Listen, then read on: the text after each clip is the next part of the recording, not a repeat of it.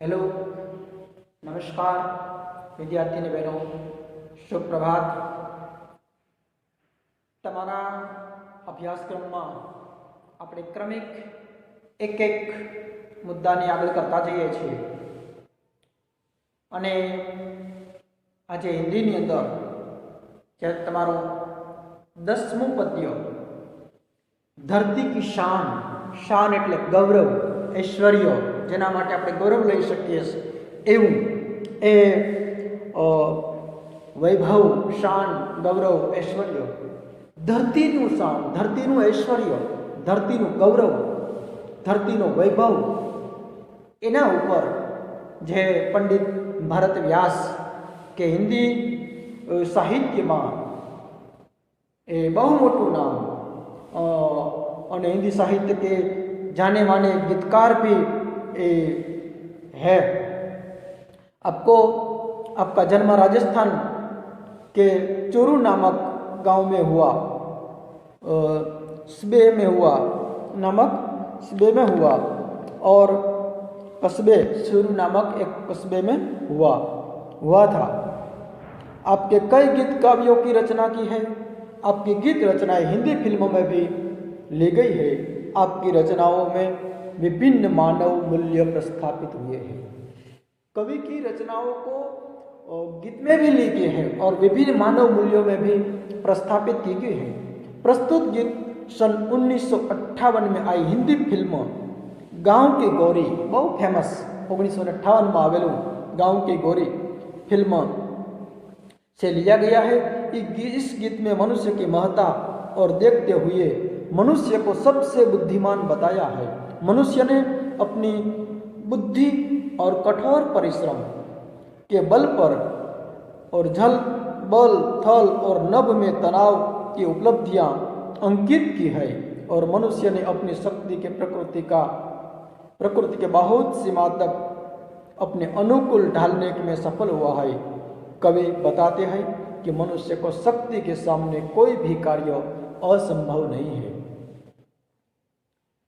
मनुष्य जो चाहे वह प्राप्त कर सकता है, यानी मनुष्य की धरती की शान है। मनुष्य ही धरती की शान है। यही भाव काव्य में अंतर्निहित है।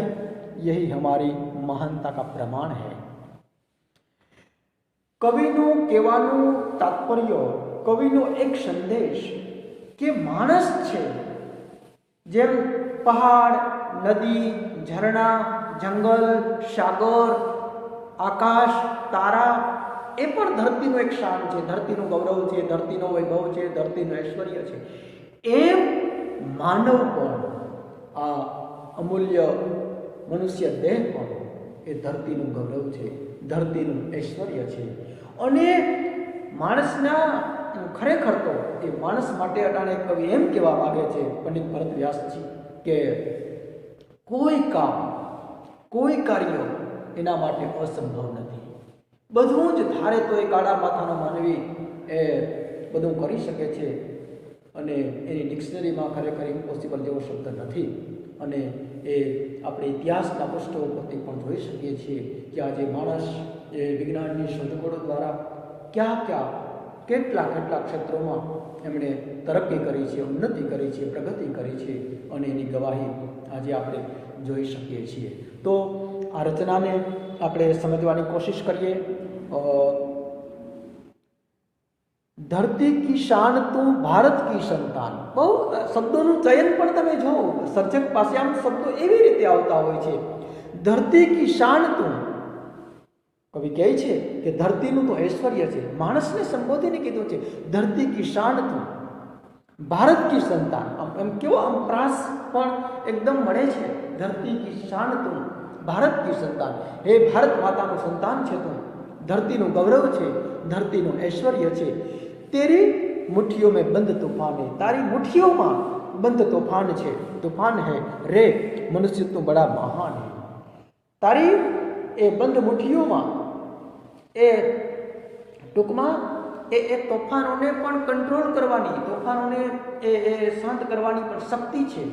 अने तू ए खरेखर ए मनुष्य તું ખરેખર બહુ મહાન છે, બહુ શક્તિશાળી છે, એમ એ ખરેખર તું બહુ મહાન છે, શક્તિશાળી છે અને એ તોફાનને જકડવાની શક્તિ પણ તારામાં રહેલી છે.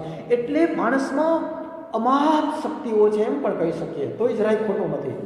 કારણ કે માણસ આજે અવકાશ સુધી પણ જો પહોંચતો હોય, ધરતીના પેટાળોમાં પહોંચતો હોય, એને કોઈ ક્ષેત્રે બાકાત નથી રાખ્યું. એટલે તારામાં એ તેરી મુઠ્ઠીઓ મેં બંધ તૂફાને, તારી મુઠ્ઠીઓમાં એક એવી તાકાત છે, એક એવી શક્તિ છે, એનો સંચાર છે કે તું એ તોફાનોને પણ જકડવાની અને વશ કરવાની એ શક્તિ ધરાવે છે. તું જો ચાહે પર્વત પહાડો કો ફોડ દે. માણસ જો ચાહે, માણસ જો ઈચ્છે તો પર્વતોને તોડીને પણ ત્યાં તમે આપણે જોઈએ છીએ પર્વતોના પર્વતો, એવી શિલાઓના શિલાઓ એને તોડી અને એની અંદરથી પાણીની પાઇપલાઇન કાઢતો હોય, એની અંદરથી એ રેલવે લાઇન કઢાતી હોય, એની અંદરથી બીજા જાહેર રસ્તાઓના માર્ગ કરતા હોય, આમ અને એ પર્વતની ટોચે પાણી પહોંચાડાતા હોય. તમે જો ક્યાં વિજ્ઞાન પહોંચ્યું છે, માણસે ક્યાં પહોંચ્યો છે. એટલે કીધું છે કે તું જો ચાહે પર્વત પહાડો કો ફોડ દે. પર્વતોને તોડીને પણ એમાં પણ કાંઈક નવસર્જન કરે છે, એમાં પણ કાંઈક ઔદ્યોગિક વિકાસ કરે છે. તું જો ચાહે નદીઓ કે મુખ કો ભી મોડ દે.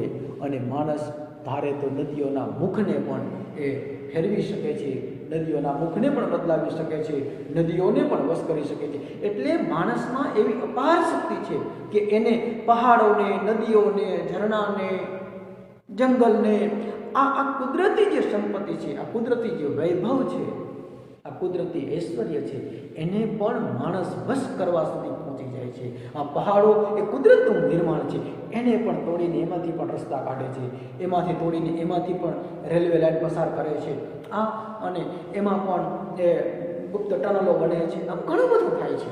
ટૂંકમાં એમ કહીએ છીએ કે માણસમાં આ અપાર શક્તિ છે અને એ નદીઓના વહેણને પણ બદલાવી શકતો હોય. અને આ માણસ ખરેખર એ માણસમાં એ ઘણી બધી શક્તિઓનો એ સ્ત્રોત પડેલો છે એમ કહેવાય. તું જો ચાહે માટી સે અમૃત નિચોડ દે. અને આ ધરતી આપણી માતા છે અને એ ધરતીમાંથી, એ માટીમાંથી, આ ધરતીમાંથી એ અમૃત એટલે રતનો નીકળે, ખજાનો નીકળે, એવા ખનિજો નીકળે છે, એવું પ્રવાહી નીકળતું હોય, જળ નીકળે છે. આ માટીમાંથી એ અમૃત પણ નીકળી શકે. એને અમૃત તો એ બહુ મોટી કિંમત. એટલે એ ધરતીમાંથી અમૃત પેદા કરવાની, ટૂંકમાં કંઈક એવો ખજાનો પ્રાપ્ત કરવાની અમૃત જેવો એ તાકાત પણ છે. એટલે માણસ આ ધરતીમાં ઊંડે સુધી જોઈને કિંમતી ખજાનાઓ પણ લાવે છે. એટલે આમ આ ધરતીમાંથી એ સોનું પેદા કરવાની તાકાત પણ માણસ પાસે છે. ધરતીમાં એ ખૂબ મહેનત કરે અને એમાંથી ખનિજો કાઢે છે.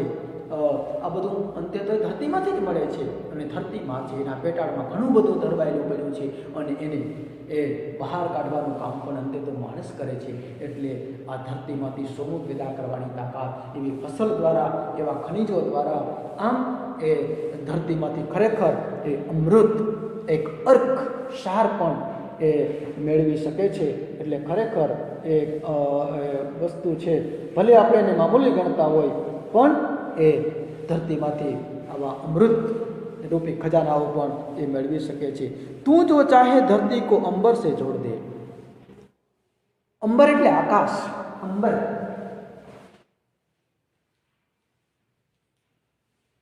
આકાશ, તમને પર્યાયમાં પૂછાય આકાશ, અંબર, આકાશ. ભલે આપણે મામૂલી ધરતી માનતા હોઈએ, સામાન્ય માનતા હોઈએ, પણ એ ધરતીમાં પણ કિંમતી ખજાનો ભર્યો ગયો છે. અને માણસ ધારે તો એ ધરતીને પણ આકાશ સાથે જોડી દે છે. લેકિન તું જો ચાહે ધરતી કો અંબર સે જોડ દે. અને એ ધરતીને આકાશ સાથે જોડી દે છે. જોડ દે અમર તેરે પ્રાણ. અને તારા પ્રાણ અમર છે. કારણ કે માણસમાં આત્મા રહેલો છે. આત્મા એ જ પરમાત્મા છે અને એને મૃત્યુનો ડર ન હોય.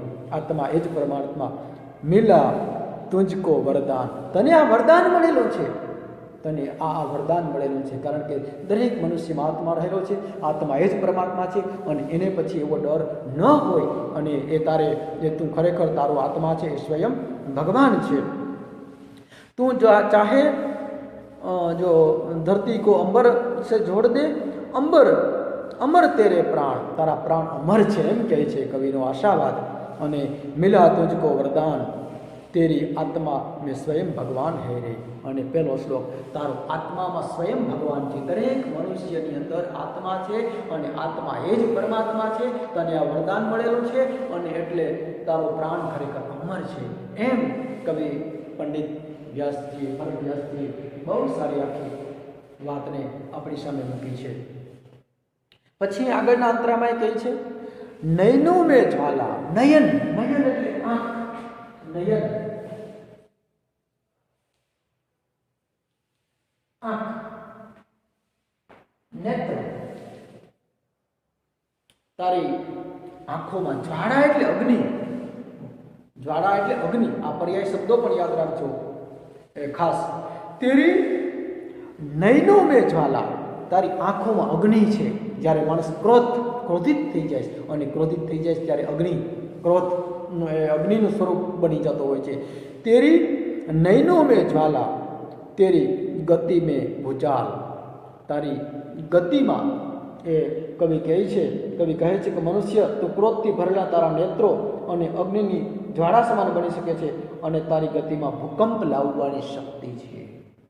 તારા નયનોમાં, તારી આંખોમાં એ ક્રોધથી એ જ્વાળા સમાય બની જાય છે, અગ્નિની જ્વાળા વડે જેવી ક્રોધથી બની જાય છે, પણ અને એક બાજુ તારામાં ભૂકંપ લાવવાની કવિ કહે છે, નયનો મેં જ્વાલા તેરી ગતિ મેં ભૂચાલ, અને તારી ગતિ એવી છે કે તું એ ભૂકંપ પણ લાવી શકે છે, કંઈક એવા નવસર્જનો પણ થઈ જાય છે ભૂકંપમાં।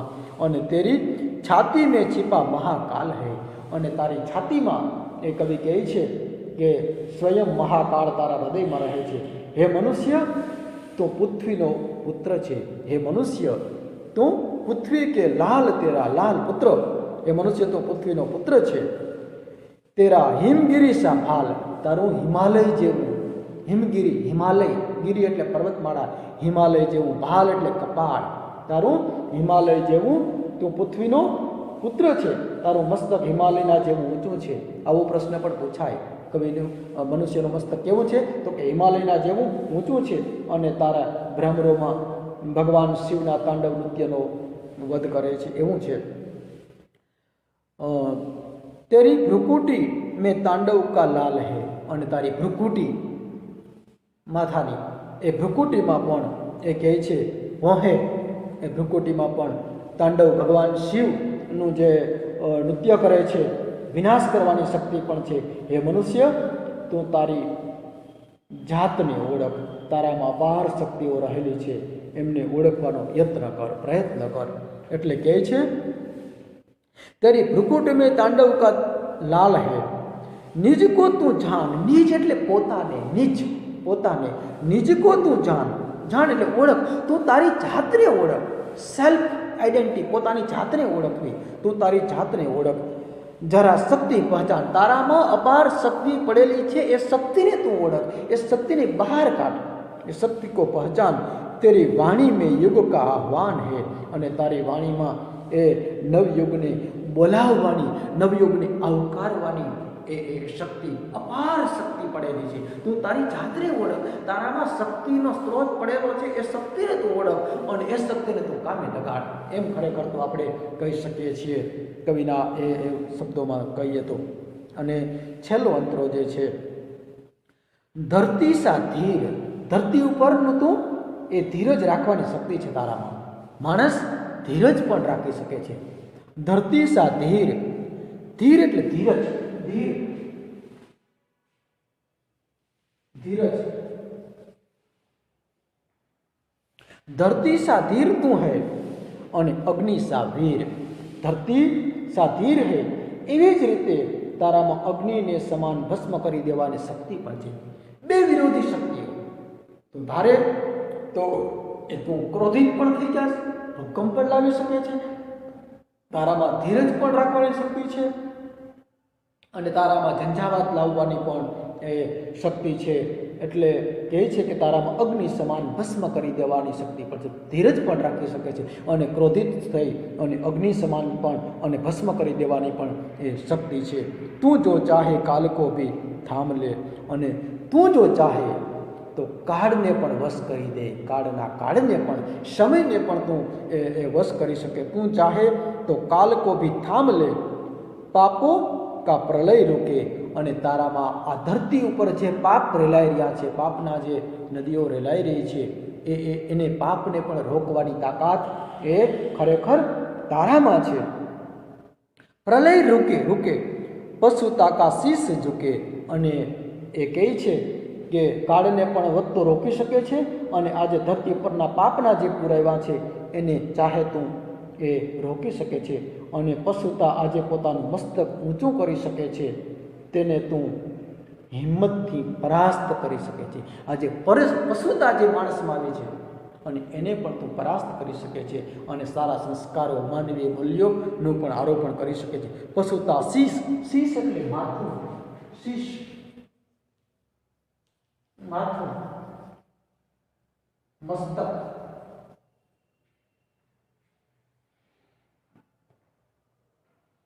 पापों का प्रलय रुके, पशुता का शीश झुके. तू जो अगर हिम्मत से काम ले तो गुरु सा मतिवान. અને જો માણસને આહવાન કર્યું છે કે તું જો હિંમતથી કામ લે હે મનુષ્ય, તો તારામાં બૃહસ્પતિ જેવી એ ઉચ્ચ કોટીની બુદ્ધિ પણ છે. બહુ ગુરુઓના ગુરુ એ એવી બુદ્ધિ પણ તારામાં છે. બૃહસ્પતિના જેવી તારામાં બુદ્ધિ છે, એટલે ઉચ્ચ કોટીની બુદ્ધિ છે. અને તું એ સમયના જેવી ગતિ રાખનારો છે, એટલે તું આકાશમાં જે ઈચ્છે તેમ ઉડી શકે છે. અને ગતિમાન પવન સા તું ગતિમાન, પવનની સાથે પવન સા ગતિમાન. તેરી નભ સે ભી ઊંચી ઉડાન હે. અને આકાશથી પણ ઊંચી ઉડાન છે એમ કીધું છે. નભ સે ભી જ્યાદા. એટલે આમ તું સમયના જેવી ગતિ રાખનારો છે, એટલે તું આકાશમાં જેમ ઈચ્છે છે તેમ ઉડી પણ શકે છે. એટલે કવિએ ખરેખર અહીંયા જે વાત કરી છે એ વાત બહુ મહત્વની છે. અને અહીંયા આ કાવ્ય એક બીજી રીતે પણ ઉપયોગી છે. તમને કાવ્ય પંક્તિ પૂર્ણ કરવાનો પૂછાય છે પ્રશ્ન. આપણે એકમ કસોટી આગળ લીધી છે, એમાં પણ તમને આ પ્રશ્ન મૂક્યો હતો. એટલે આ વસ્તુ યાદ રાખજો, તમે નોંધ કરી લો કે આની અંદરથી તમને કોઈ 4 પંક્તિ, દાખલા તરીકે તું જો ચાહે પર્વત પહાડો, ત્યાંથી લઈ લે અને પછી 4 પંક્તિઓને મૂકી દે છે, અંબર સે જોડ દે. તો વચ્ચેની પંક્તિઓ તમારે પૂર્ણ કરવાની હોય છે. 4 પંક્તિઓ અને એના 2 ગુણ હોય છે. એટલે આ પણ એક ખાસ નોંધ લઈ લેજો. એટલે એ ખૂબ જ ઉપયોગી છે. એટલે બાકી તો બધો જ એટલે કાવ્યને બરાબર આ તમે મુખપાઠ કરો, આમાંથી પંક્તિઓ પૂછી શકાય છે. અને બાકી જે પ્રશ્નો જે છે એ સ્વાધ્યાયમાં આપેલા પ્રશ્નો એ આપણે કરીએ. પંક્તિઓમાંથી પ્રશ્નો બનાવતા શીખો. અને એવી રીતે दाखला तरीके कभी मनुष्य को क्या पहचानने के लिए कहता है, तो कभी मनुष्य को अपनी छिपी शक्तियों को पहचानने के लिए कहता है। मनुष्य की वाणी में किसका आह्वान है? मनुष्य की वाणी में युग का आह्वान है। आम जुदा जुदा प्रश्नों बनावी શકીએ અને બનાવીને એના આન્સર ઉત્તર આપણે લખી શકીએ છીએ। એટલે ખરેખર અહીંયા ધરતી કી શાન, ધરતીનું એ ગૌરવ, ધરતીનું ઐશ્વર્ય, ધરતીનું વૈભવ, આમ મનુષ્યમાં પડેલી અપાર શક્તિઓ, અપાર ખજાનો, એની વાત કવિ પંડિત ભરત વ્યાસજીએ કરી છે। એને જાને માને ગીતકાર અને એ બહુ તો મનુષ્ય તો બડા મહાન है, બહુ સુંદર રચના છે, બહુ સરસ આખી ગીત રચના છે। અને આ કાવ્યમાંથી કાવ્ય પંક્તિઓ માટે પણ ખાસ આપણને યાદ રહી જાય એવું કાવ્ય છે। એટલે આમાંથી 2 ગુણ એ રીતે પણ અંકે થઈ જાય છે અને ઉપરાંતમાં ટૂંક જવાબી પ્રશ્નો પણ આમાંથી તૈયાર કરો એટલે ઘણું બધું કામ આપણું આમાંથી હલ થઈ જાય છે। मनुष्य को कौन सा वरदान मिला है? तो मनुष्य की आत्मा में स्वयं भगवान रहते लिए उसके प्राणों का अमरता का वरदान मिला है। આવી રીતના પણ પ્રશ્નો આપણે વાક્યમાંથી જોઈ જઈએ। બનાવતા જઈએ, ઉત્તર લખતા જઈએ, આવું પણ કરી શકાય અને સ્વાધ્યાયમાં પણ આપેલું છે એ રીતે પણ આપણે આગળ વધતા રહીએ અને કરતા રહો એટલે વ્યવસ્થિત એક સારું કામ આપણી સામે આવી જાય છે. એટલે આમ બધા જ આવતીકાલે PDF ફાઇલમાં આ સ્વાધ્યાયના પ્રશ્નો મૂકી દો. આ કાવ્ય બહુ પરીક્ષાની રીતે ઉપયોગી છે એટલે એમાં જરાય કચાશ રાખતા નહીં. બધા જ રેગ્યુલર વ્યવસ્થિત અને એકવાર આ કાવ્યને બરાબર વાંચી જાઓ અને એવી રીતે અને ફરી પાછું આમાંથી પરીક્ષામાંથી કાવ્ય પૂર્તિનું પણ પૂછી શકાય અને ટૂંક જવાબની કે કોઈ પણ પ્રશ્ન પણ પૂછી શકાય છે. એટલે આપણે આ પરીક્ષાના કોર્સમાં બહુ અગત્યનું આ કાવ્ય ગણાય છે. એટલે ખાસ તૈયારી રાખો અને હોમવર્કમાં જરાય આળસ ન કરો. આવતીકાલે એક જ સાથે બધા PDF ફાઇલમાં નોટબુકમાં ઉતારીને PDF ફાઇલ બનાવી અને હોમવર્ક મૂકી દેશો. ફરી પાછા આપણે નવા ટોપિક સાથે આગળ મળીએ છીએ. અસ્તુ, જય હિન્દ.